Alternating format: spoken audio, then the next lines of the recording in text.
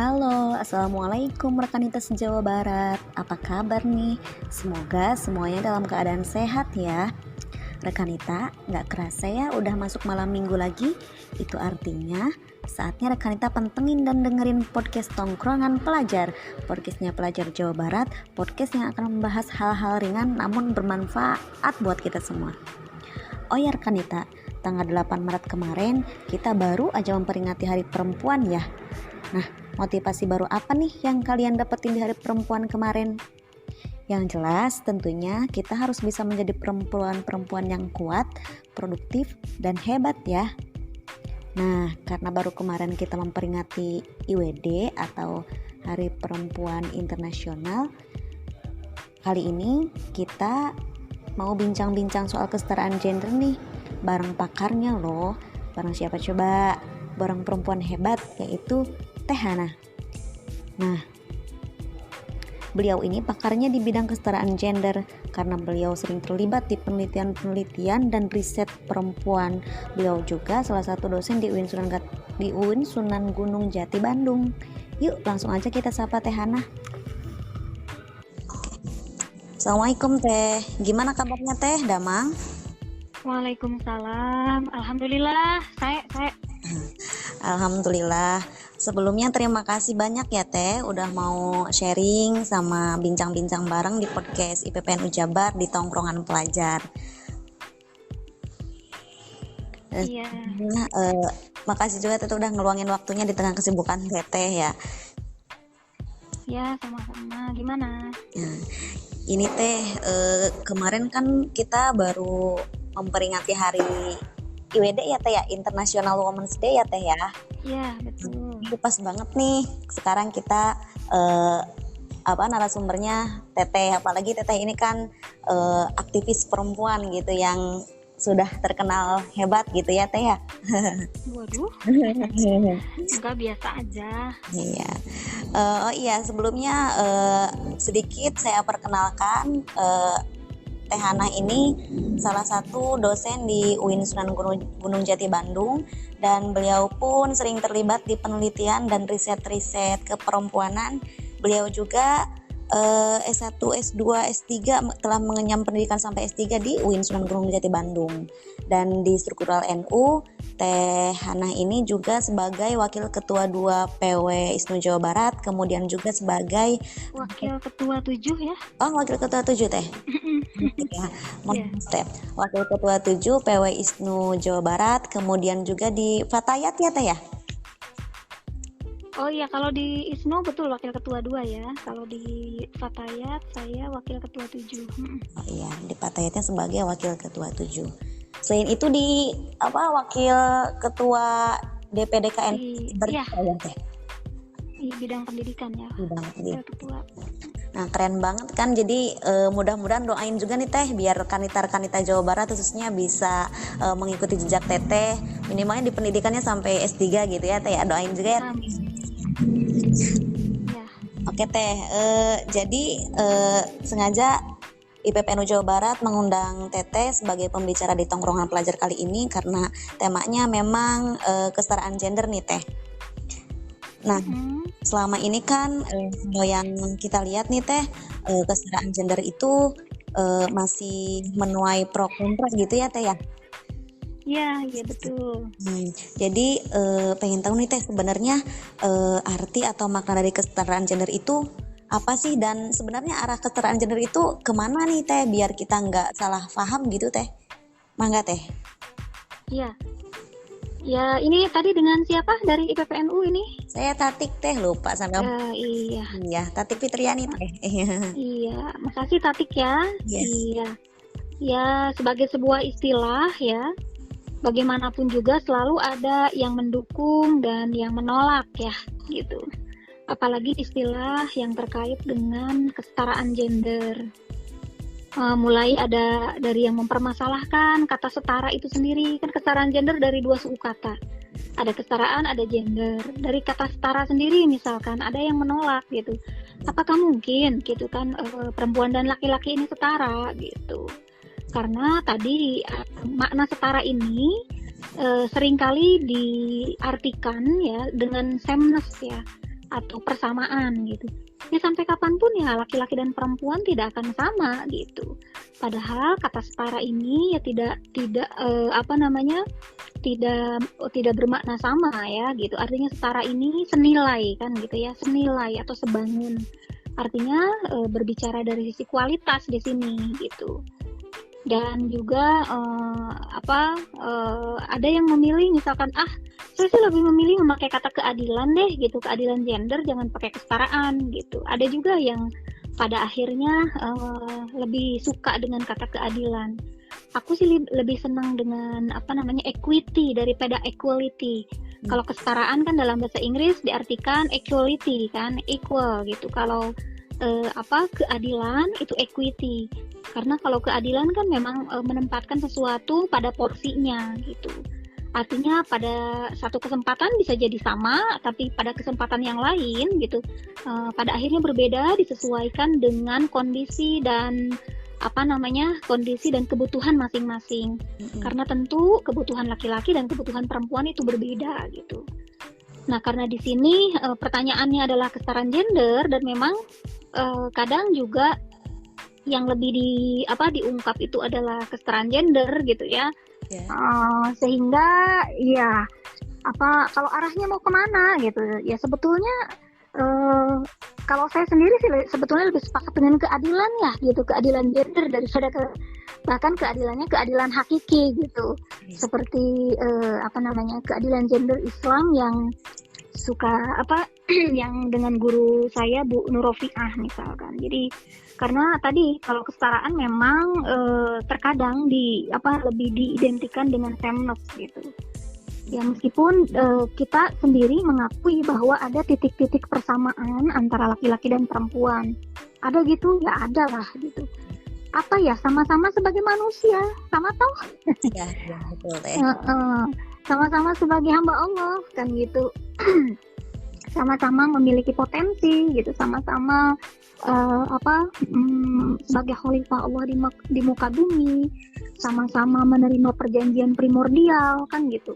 Ternyata juga banyak persamaannya gitu. Meskipun juga tentu perbedaannya banyak gitu. Jadi namun tadi kalau secara teori kesetaraan gender itu sendiri kan punya ukuran gitu ya, punya ukuran. Nah, ukurannya ini standar ukuran sesuatu itu dikatakan setara atau tidak dalam kesetaraan gender, paling tidak kan ada 4 indikator ya gitu. 4 indikator pertama adalah partisipasi ya. Partisipasi, apakah laki-laki dan perempuan ini sama-sama berpartisipasi dalam semua bidang kehidupan gitu. Contoh dalam pendidikan gitu. Hari ini meskipun dibuka secara umum ya bahwa laki-laki dan perempuan boleh sama-sama sekolah, tapi kan partisipasi itu juga terkait dengan akses ya gitu. Makanya ukuran yang kedua adalah akses. Partisipasi diharapkan sama, tapi aksesnya berbeda. Akses ini adalah kemampuan seseorang untuk bisa ikut serta kan gitu. Akses terhadap akses terhadap sumber daya manusia, akses terhadap sekolah ya, akses terhadap informasi. Nah, selama ini pengumumannya misalkan umum ya, tapi tadi perempuan disibukkan misalkan dengan pekerjaan rumah tangga gitu ya. Di samping juga misalkan keterbatasan ekonomi, sehingga laki-laki dengan mudah misalkan ini mah contoh ya, belum tentu, saya nggak tahu hasil risetnya, lebih mudah menggunakan internet dan informasi bisa sampai dengan medsos, dengan segala macam. Misalkan perempuan-perempuan ini tidak mempunyai akses yang sama gitu. Karena di kampung misalkan karena anak perempuan mah tidak usah sekolah tinggi-tinggi, sehingga oleh orang tuanya yang dinomorsatukan anak laki-lakinya. Jadi aksesnya juga bisa terhambat ya, partisipasi, akses. Selanjutnya kontrol gitu ya. Ukuran yang ketiga, kontrol ini seperti apa gitu. Apakah perempuan memiliki kontrol terhadap hal-hal yang penting dalam hidupnya. gitu. Karena kebanyakan contoh anak perempuan ya jangan mendapatkan kontrol, justru dikontrol kan. Iya, iya. Itu menentukan pasangan gitu. Bahkan pernikahan anak ini marak di Indonesia di era pandemi ini sampai 300% kan naiknya ya angka pernikahan anak ini. Bahkan kemarin itu kan ada sempat tentang wedding Aisyah itu ya, Iya, iya. yang anak umur berapa? 9 tahun ya sampai 12 tahun mau dicarikan itu kan masih anak-anak, dicarikan suami. Alasannya katanya daripada kelaparan gitu kan. Betul, betul. Jadi ini kan trafficking, penjualan anak perempuan gitu. Yang mengontrol siapa? Bapaknya. Jadi ada kontrol. Jadi kontrol terhadap anak perempuan ini beda terhadap dengan kontrol anak laki-laki gitu. Kalau anak laki-laki ya tadi boro-boro kepikiran untuk dinikahin sama bapaknya umur 9 sampai 12 kan. Ini karena faktor tadi budaya, faktor mungkin juga pemahaman agama yang bias gitu ya. Dan yang ketiga adalah benefit ya. Jadi pertama partisipasi, akses, kontrol, dan benefit. Benefit ini artinya manfaat apa sih? Apakah laki-laki dan perempuan mendapatkan manfaat yang sama dari hasil-hasil pembangunan gitu ya? Dari yang lewat keluarga misalkan pada saat bapak punya rizki, punya punya aset gitu. Apakah memang untuk anak laki-laki atau anak perempuan gitu? Ya mudah-mudahan sama. Jadi yang dimaksudkan dengan kesetaraan gender itu apabila 4 indikator ini dipenuhi antara laki-laki dan perempuan itu dalam posisi yang sama sehingga dikatakan ini setara kan gitu, dikatakan adil ya, terutama dalam hal-hal yang terkait dengan pemenuhan kebutuhan pokok, pemenuhan hak asasi perempuan dan hak asasi anak ya. Selanjutnya kan Iya. Kan kalau dulu kayaknya kita lebih familiar dengan bahasa emansipasi wanita ya Teh ya. Nah itu sama nggak sih antara emansipasi wanita dengan kesetaraan gender Teh? Ya istilahnya juga beda ya, tentu saja akan berbeda maknanya ya gitu. Jadi kalau kata gender ini sendiri ya secara akademis ini baru muncul di tahun 70-an. Misalkan Ellen Showalter ngomong gitu ya tentang beberapa akademisi yang ngomongin tentang gender. Tapi kalau emansipasi gitu ya, emansipasi ini kata yang kalau katanya berbeda pasti maknanya berbeda gitu. Kalau gender ini lebih pada konteks akademik ya gitu.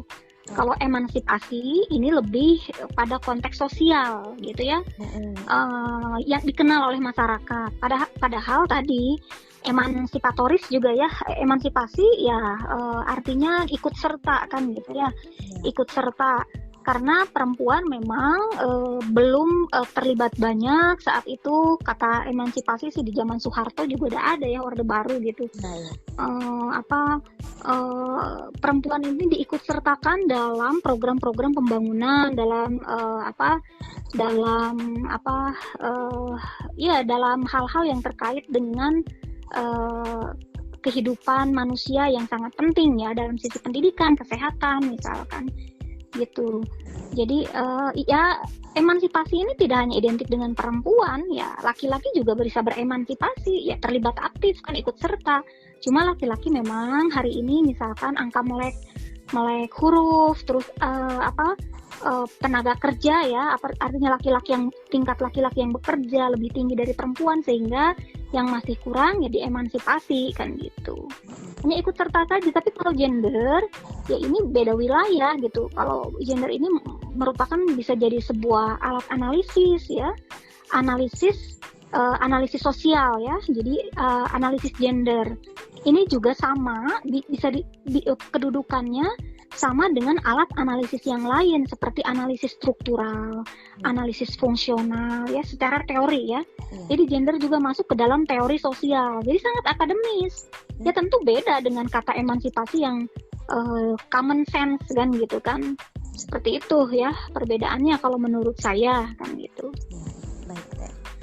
Nah, tadi kan yang 4 itu merupakan batasan-batasan dari kesetaraan gender ya Teh ya, yang partisipasi. Bukan batasan ya, itu namanya indikator ya. Karena kalau batasan dan indikator tentu beda ya, gitu. Indikator itu ukuran sesuatu itu dikatakan setara atau tidak. Kita lihat dari 4 hal tadi. Jadi bukan masalah Anda kerja atau tidak di luar rumah, seorang perempuan misalkan, ini nih kesetaraan gender gitu kan, dan salah kaprah tadi disamakan dengan emansipasi misalkan, gara-gara ada emansipasi, gara-gara ada kesetaraan gender semua disamakan karena tidak mau belajar kan gitu. Sehingga istri semua harus keluar rumah, tidak mesti gitu. Jadi tergantung kondisi keluarga masing-masing. Ada istri yang misalkan suaminya bekerja, dia di rumah, tapi 4 hal tersebut ada. Istrinya tetap bisa memiliki akses terhadap hal-hal yang penting dalam kehidupan, bisa berpartisipasi, dia bisa memiliki kontrol, dia bisa mendapatkan benefit atau manfaat. Ya berarti relasinya setara dengan suaminya. Terus kalau yang suami istri sama-sama bekerja, ya nggak masalah gitu kan, asal 4 hal tersebut dimiliki oleh keduanya, dan tentu tadi keluarga yang tanpa kekerasan ya. Terus yang ketiga juga relasinya istri yang bekerja, suami yang di rumah, dan ini jarang di Indonesia ya, pasti diomongkan gitu. Padahal nggak jadi masalah kalau memang itu kesepakatan keluarganya kan gitu. Kenapa kita mesti ribut? Yang penting 4 indikator kesetaraan gender itu ada gitu. Jadi tidak mesti kesetaraan gender itu juga mengajak semua perempuan jadi aktivis, semua perempuan keluar rumah, yaitu salah kaprah gitu. Tergantung dari kondisi rumah tangga masing-masing gitu. Kalau memang maslahatnya, kesepakatannya si ibunya di rumah ya, selama memang suaminya memberikan kesempatan yang sama terhadap kontrol gaji misalkan, uang, terhadap penentuan mau makan apa, anak sekolah di mana, itu bareng-bareng, itu bisa jadi setara gitu menurut saya gitu ya. Berarti memang tidak ada batasan mutlak ya Teh ya ketika berbicara kesetaraan gender itu. Atau di mana-mana juga Neng, nggak ada yang namanya teori sosial mah. Gitu. Yang namanya pengetahuan itu ngapain dibatas-batasin? Yang namanya ilmu pengetahuan itu selalu tentatif, selalu berkembang sesuai dengan zamannya dan selalu kontekstual. Jadi kalau bertanya tentang teori, bertanya tentang terkait dengan analisis sosial, analisis gender, ya jangan nanya batasan gitu. Emang kamu mau dibatasi kan gitu? Ya. Justru ini pertanyaan yang aneh gitu loh. Pertanyaan yang makanya hanya ada indikator, dan sekali lagi indikator pun setiap keluarga itu akan berbeda derajatnya karena setiap manusia itu unik, setiap manusia itu berbeda gitu. Maslahat menurut keluarga A belum tentu maslahat menurut keluarga B kan gitu. Kayak gitu ya gitu. Siap.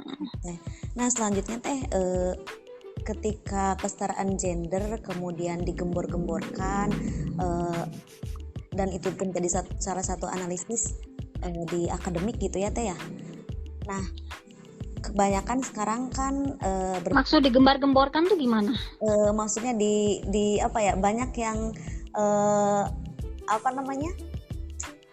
banyak yang mensosialisasikan tentang kesetaraan gender, entah itu nanti fokusnya di perkawinan anaknya, kemudian fokusnya di masalah kekerasan seksual perempuan atau kekerasan seksual anak, apalagi di organisasi-organisasi perempuan kan pasti ada materi-materi kesetaraan gender nih Teh. Iya. Ya. Nah, ketika kalau misalkan ada nggak sih Teh menurut Teteh yang misalkan ketika orang gagal paham dengan kesetaraan gender kemudian dia justru dieksploitasi gitu, perempuan itu justru tereksploitasi karena kebebasan yang diberikan atau yang diembel-embel oleh kesetaraan gender gitu Teh? Ya ini salah kaprah ya gitu. Kalau kita lihat ada nggak kira-kira program gender mainstreaming dari Kementerian PPPA? Saya balik nanya. Ada nggak gender mainstreaming dari Kementerian PP dan PA? Nah, saya Neng, itu kebijakan negara sayang. Jadi bukan hanya sekedar akademis, bukan hanya sekedar aktivis gender, tapi ini adalah kebijakan negara. Bagaimana dari Kementerian PP dan PA yang namanya keadilan dan kesetaraan gender memang sebuah program ya, sebuah program yang dari top down dari atas gitu. Dan yang memang harus berjalan di Indonesia ini gitu. Nah, apa kenapa gitu, kenapa sih mesti ada program-program KKG ya kalau di Kementerian Pemberdayaan Perempuan dan Perlindungan Anak ini, ya karena kondisinya hari ini gitu ya, kondisinya hari ini kekerasan terhadap perempuan dan anak itu masih tinggi gitu.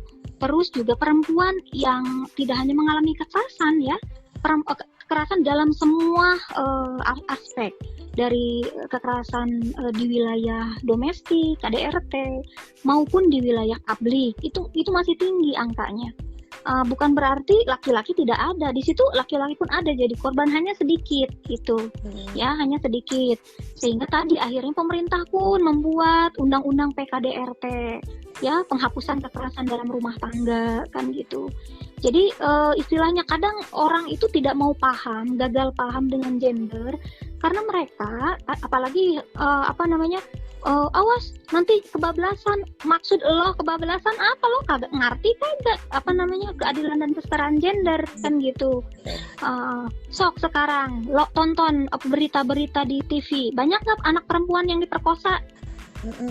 Bahasnya Kekerasan seksual kan banyak banget. Itu coba kalian baca di Line Today, di portal-portal berita gitu. Bagaimana dan itu jadi konsumsi biasa. Nah, kita miris dengan ini. Pernikahan anak, masa anak-anak dinikahkan? Loh, kenyataannya pandemi ini naik 300%, mau apa? Yang ini yang diurus gitu. Dan tadi itu tuh gara-gara mempelajari kesetaraan gender, jadi banyak perceraian di tengah artis. Saya balik nanya, ari artis ngerti itu konsep gender? Wah, ngerti, belajar gente gitu. Justru orang-orang yang paham gender ini justru yang akan membuat pernikahan ini lebih utuh dengan ketahanan keluarga, menjadikan rumah tangga tanpa adanya kekerasan gitu. Kenapa tadi gagal paham? Ya ini kan wilayahnya wilayah akademis, wilayah kebijakan gitu. Orang-orang itu hanya mau dengerin hoax, berita-berita BC-BC. Oh, gender mah LGBT gitu kan. Oh, gender mah, tanpa mau mempelajari gitu. Dan dihubungkan dengan artis yang lo cerai gara-gara genderan, hubungannya mereka mau belajar gender gitu kan gitu. Justru para aktivis seperti IPPNU ya, rekanita IPPNU ini yang harus paham gitu, yang harus paham sehingga apa? Untuk apa? Untuk menciptakan keluarga yang lebih kuat lagi, untuk menjadikan generasi muslim ini lebih kuat lagi. Kenapa? Karena untuk menciptakan keluarga maslahah. Sehingga tadi mau kondisinya Anda nanti jadi ibu rumah tangga, mau jadi bekerja, atau misalkan mau sama-sama bekerja dengan suami, kalau punya prinsip-prinsip keadilan dan kesetaraan itu bisa berjalan dengan baik gitu. Karena gini, kehidupan hari ini jumlah laki-laki dan jumlah perempuan hari ini di Indonesia itu seimbang kan ya, malah justru lebih banyak laki-laki sedikit. Jadi artinya juga perempuan harus sama-sama bertanggung jawab menjadikan kehidupan ini lebih baik lagi ya, dalam semua bidang kehidupan tentunya ya gitu. Kayak gitu sih Neng gitu. Oke Teh, aduh dapat banyak pencerahan banget ini. Sebenarnya masih lama-lama nih pengen tanya gitu ke Teteh, cuman terbatas waktu ya Teh ya. Ya. Closing statement aja Teh untuk rekanita IPPNU Jawa Barat biar gak gagal paham dengan kesetaraan gender dan tentunya biar tetap semangat gitu. Gimana Teh? Enggak? Iya, kepada semua rekanita IPPNU dimanapun berada,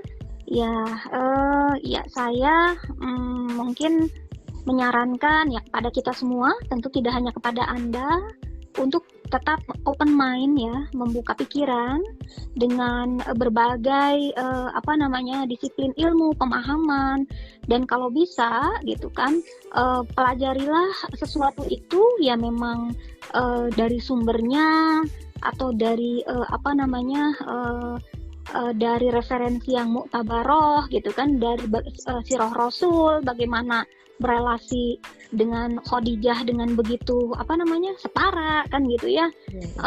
Jangan sampai mudah kemakan hoax gitu, tanpa paham sebetulnya teksnya itu sendiri seperti apa dan bagaimana orang menafsirkan apa seperti apa yang akhirnya jadi bias gitu ya. Jadi dengan open mind, insya Allah berbagai tidak a priori ya, berbagai pengetahuan bisa kita, bahkan pemahaman yang baik itu bisa kita dapatkan ya. Teruslah belajar ya, karena yang namanya rekanita IPPNU kan pelajar ya. Iya, betul. Teruslah belajar apapun gitu kan ya, tentu hal-hal yang baik ya untuk mendekatkan diri kepada Allah dan untuk membangun bangsa ini ya agar menjadi bangsa yang kuat ya, baldatun thayyibatun warabun ghafur, dan berkesetaraan dan berkeadilan ya. Itu saja kayaknya ya. Oke. Terima kasih. Terima kasih banyak Teteh, sekali lagi mudah-mudahan lain waktu Ya, sama-sama. jangan Teh ya. Soalnya sangat mencerahkan banget ini Teh. Soalnya IPPNU juga pasti masih banyak butuh pencerahan terkait kesetaraan gender ini ya Teh ya. Oke Teh, semoga senantiasa Teteh ini dalam kesehatan dan keberkahan ya Teh ya. Sekali lagi terima kasih. Amin. Dan doakan kami biar bisa secerdas, cerdik dan seproduktif Teteh Teh. Wah, jangan seperti saya harus melampaui ya. Dan saya bahagia kalau IPPN itu bisa melampaui bahkan lebih baik dari saya. Harus itu ya. Amin, amin. Sekali lagi terima kasih banyak ya Teh ya. Yuk, sama-sama. Oke Teh, Assalamualaikum. Waalaikumsalam warahmatullahi wabarakatuh.